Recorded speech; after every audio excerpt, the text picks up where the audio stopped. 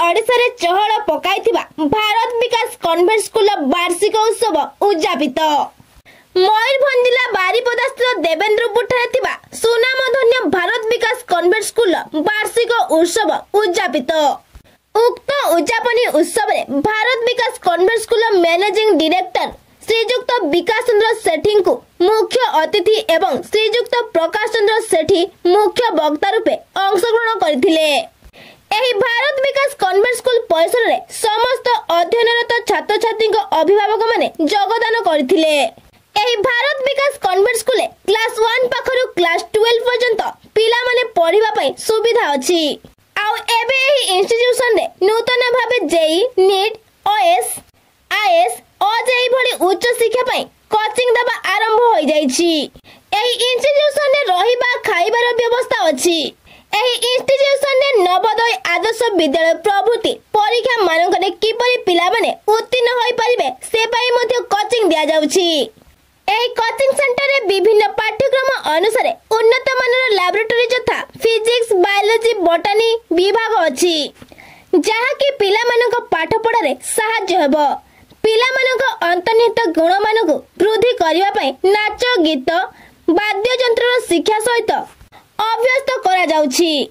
पिला मानकर स्वास्थ्यर उन्नति पई योग शिक्षा एवं मेडिकल कॉलेज रो भलो भलो डाक्टर मानक द्वारा चिकित्सा समिति स्वास्थ्य परीक्षा मध्य करा जाउछि। तेणु पिला माने एही इंस्टीट्यूशन रे पाठ पढ़ा रे जणे जणे भलो छात्र छात्री होई बाहरिबे। एही वार्षिक उत्सव रे उत्तर ओडिसा रो कोण अनुकरण पिला माने उपस्थित थिले।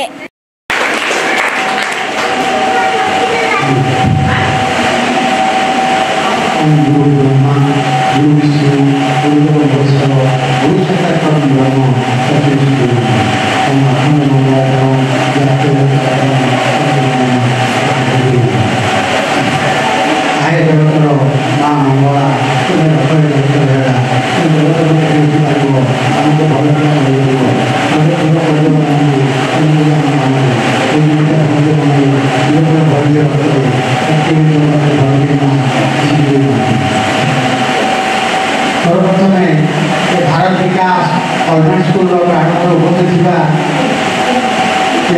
प्रणाम और समस्त शिक्षक शिक्षयित्री प्रणाम और आसीथिबा स्टूडेंट अभिभावक बहुत प्रणाम और आम छोट छोट पुनापुरी छात्र छात्री आज बहुत दिन पर आम पुनापुरी छुआ आज फंक्शन आरंभ आगु टे होगा किंतु से जो परीक्षा आगु होगा परीक्षा पर करूँ भाविलु जहाँ विलम्ब हेले भी प्राय भलरे होगी तो जहाँ जी गार्डियन आसती बहुत खुशी आती कहबी जे आम छुआ मान गोटे सुवर्ण सुजोग आसी पाखक जोटा मुझे भावी आसे बोली आसवा आरंभ हो जाए कौन कहीटा ना भारत विकास इंस्टीट्यूशन ग्रुप गोटे आम टिक कोचिंग सेंटर भी आरंभ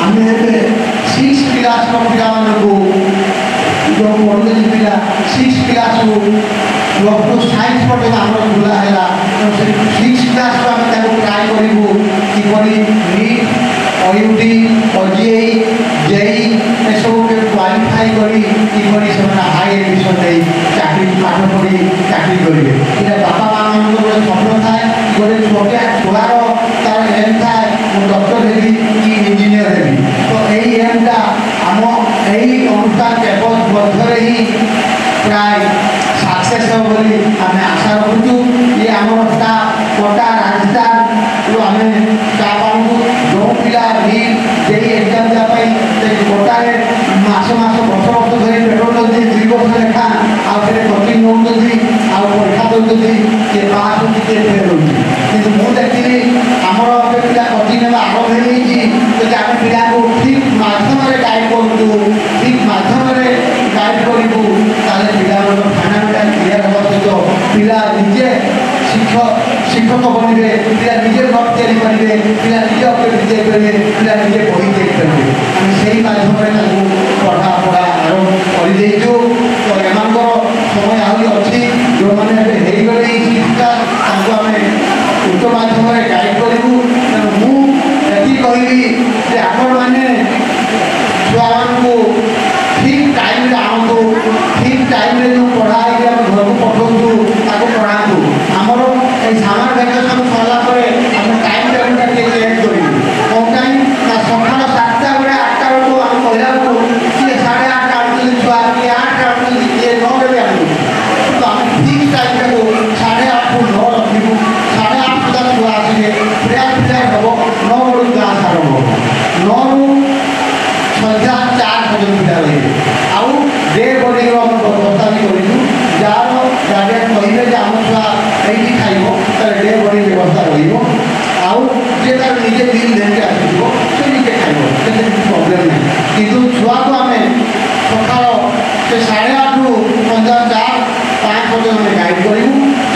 ପାଠ ପଢ଼ିବ, ଏଇଠି ନୋଟ୍ ଲେଖିବ, ଏଇଠି ପ୍ରିପେୟାର ହେଇକରି ସେ ଘରକୁ ଯିବ।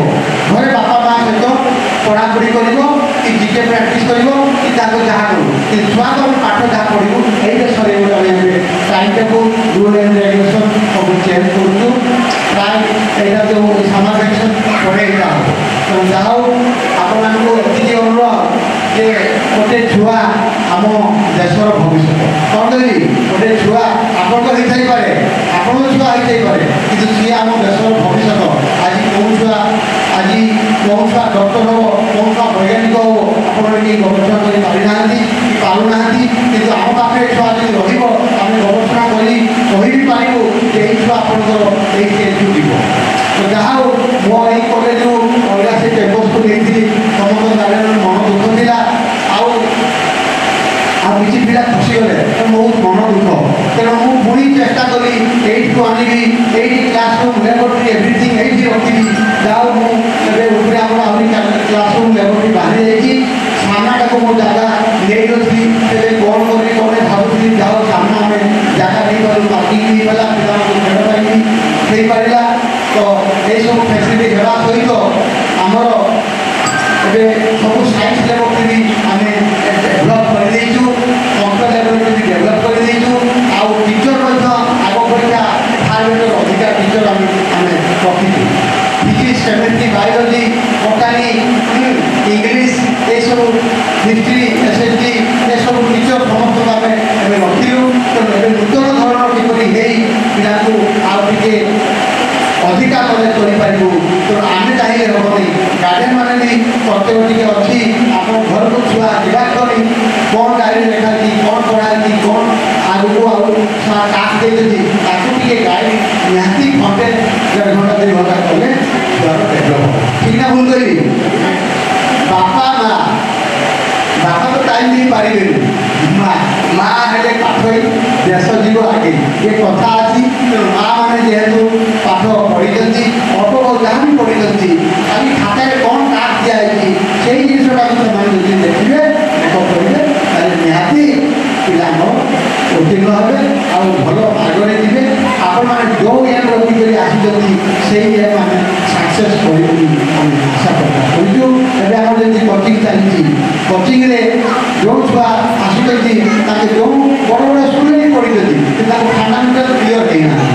ଫଣ୍ଡାମେଣ୍ଟାଲ ଯଦି ପିଲାଙ୍କୁ କ୍ଲିୟର ନ କରାଯିବ କି କ'ଣ ଟପିକ୍ ଅଛି ପଚାରିଲେ କହି ନ ପାରିବ ଗୋଟେ ଛୁଆ ବହିରେ, ତାହେଲେ ସେଇଟା ଫଣ୍ଡାମେଣ୍ଟାଲ କ୍ଲିୟର କିନ୍ତୁ ପିଲାର ଟପିକ୍ ସିଲାବସ୍ ଏସବୁ ତାର ନିଜ ଶକ୍ତି ହେବା ଦରକାର।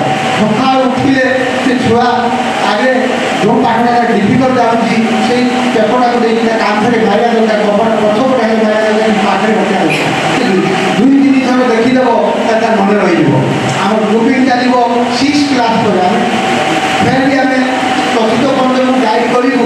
କାହିଁକି ଆମ ପାଖରୁ ଯଦି ପିଲା ସେଣ୍ଟରରେ ପାଇବେ କି ଆଦର୍ଶରେ ପାଇବେ କି ନବୋଦୟରେ ପାଇବେ ସେଟା ବି ଆମ ପାଇଁ ଗର୍ବ।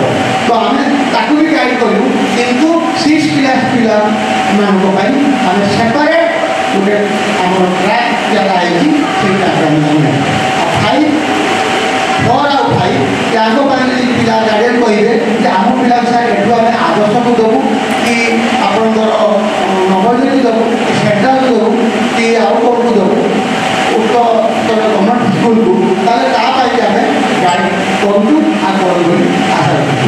ଆଉ ବେଶୀ କିଛି କହୁନି, ଏତିକି କହିବି ଆମେ ଯେମିତି କେୟାର ନେଉଛୁ ଛୁଆକୁ ଆପଣମାନେ ବି କେୟାର ନେଲେ।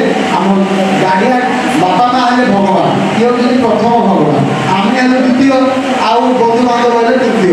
ମୋର ଏଇ କଥାଟା କହି ଚାଲିଛି। ତେଣୁ ତୃତୀୟ ଭଗବାନ 3 ଜଣ ମିଶିଲେ ଯଦି ଆମେ ଗୋଟେ ଛୁଆକୁ ଗାଇଡ଼ କରିବା ତାହେଲେ ସେ ଛୁଆ ଭବିଷ୍ୟତ ଉଜ୍ଜଳ ହେବ। ଠିକ୍ ନା ମୁଁ କହୁଛି? ଆମେ ଯେତେବେଳେ ଚାହିଁବା ଛୁଆକୁ ରାସ୍ତାରେ ଯାଉଛେ ମଜାରେ ପାଠ ପଚାରିଦେବ, ମୋ ଛୁଆ ମୋ କହିଲା ସେ ସ୍କୁଲ ଯିବି ନାହିଁ କାନ୍ଦୁଛି, ତ ତାକୁ ମୁଁ କହିବି ତାକୁ ମାର୍କେଟ ବୁଝେଇବା, ମାର୍କେଟ ବୁଝେଇଲା ବେଳକୁ ଏଇ ସ୍କୁଲରେ ରହ, ମୁଁ ଟିକେ ଆସୁଛି ଇଞ୍ଜେକ୍ସନ ଦେଇକି ଡକ୍ଟର ପାଖକୁ। କାହିଁକି ଇଞ୍ଜେକ୍ସନ ଦେଇ ସେ ଡରିବ, ତ ତୁ ଏଠି ରହ ବୋଲି ସେ ରହୁଛି, ଛାଡ଼ିକି ପୁଣି ପଳେଇ ଆସୁଛି। ତ ସେମିତି ଗୋଟେ ଛୁଆକୁ କଥା ମାଗକୁ କୋଶ୍ଚିନ୍ କରିଦେବ, କଥା ମାଗିଦେବ ତାକୁ କରି